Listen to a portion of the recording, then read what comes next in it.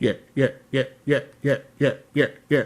We are back. The Miami Heat are three. Am I surprised? I'm not surprised at all. I can't say I'm surprised at all. There's no way you can be surprised when you saw how scrappy, how dedicated, how kind of relentless this team was during the season and then in the bubble. They have been even more relentless, more disciplined. They play this lockdown zone defense, and these NBA teams can't handle it because a lot of the NBA game is ISO, and you can't do nothing ISO in no zone. You need to get the middle, make people get you off the perimeter, and you need knockdown shooters. You need knockdown shooters for that zone. Tatum started heating up towards the end of the game. He was kind of cold at the beginning of the game. I'm impressed. I don't know what else to say about the Miami Heat. They are a killer team, and they're looking real scary right now for anybody, even for the Lakers, because I don't know. Only LeBron James, as phenomenal as he is, can make a 30-point triple-double look like a bad game. Only he can do that. Nobody else can do that. He made a 30-point triple-double. AD made a 27 points, 2 rebounds. It's just bad. Like, it was an ugly game. But they scored a lot, and LeBron had a triple double. But it's just only he can make that look bad. Well, him and Westbrook, because Westbrook can too, with all them turnovers that he get, turnover god. I watched this movie on Netflix. No, not Netflix. I watched this movie on Hulu. Yeah, Hulu, cause at this point I pay for Hulu, Netflix, Amazon Prime, ESPN Plus, Disney Plus. You know, I pay for a lot. I watch at least one thing on each app or streaming service. I watch one, at least TV show, movie, documentary, at least one a week. Just because I gotta use it. Because other than that, I would never use. I haven't been watching TV in a long time. But like I said, I had just finished watching Away. I just finished watching Woke. So I enjoyed those two. This movie called Reasonable Doubt on Hulu with Samuel Jackson. I saw Samuel Jackson. I saw Reasonable Doubt. He looked like he was being like evil, menacing, kind of like he was when he was that evil ass neighbor on Terrace. Can't think of that damn movie, but you know the movie I'm talking about. If you watch Samuel L. Jackson movies, you know what I'm talking about. But if I tell y'all what he is in the movie, I'm gonna give away the movie. So, Reasonable Doubt, Hulu. Watch it. Incredible movie. And I caught that shit like by mistake. I wasn't even looking for it, never heard of it. It just popped up in my recommendations as I was just flicking through because I was trying to find something to watch on Hulu because I didn't watch so much of stuff. So I was waiting for something that popped up. A gem. Really enjoyed that movie. Plan on watching it again because it was so well written and well put together. They did that. Now I just gotta wait on this Lakers game. This Lakers game is kind of important, but the Lakers more than the Nuggets because let me tell you something. We could be getting a little bit of deja vu going on. If the Nuggets get back in their bag and start kicking the Lakers' ass and get them out of here, this will be the greatest West Conference run by any team that I ever saw. That I doubted. Put it like that. I'm not gonna say the world doubted them because they was ranked pretty high.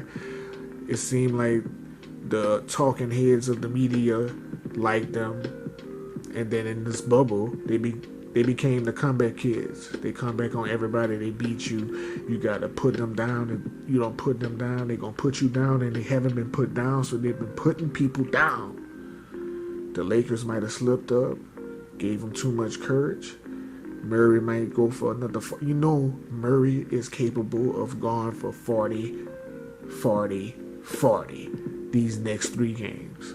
Djokovic is capable, easily going for 30, 30, 30 these next 3 games. This is not even a fantasy. This is real life things. Y'all should have put them down. Like, why are y'all playing with these boys? Y'all see how the Nuggets been doing everybody, and y'all playing with these boys. I kind of want them to kind of beat y'all now for playing. I feel like you should have put them down. You had them against the ropes. You lucked out on an AD fadeaway. He hit a Kobe Bryant shot. Y'all lucked out.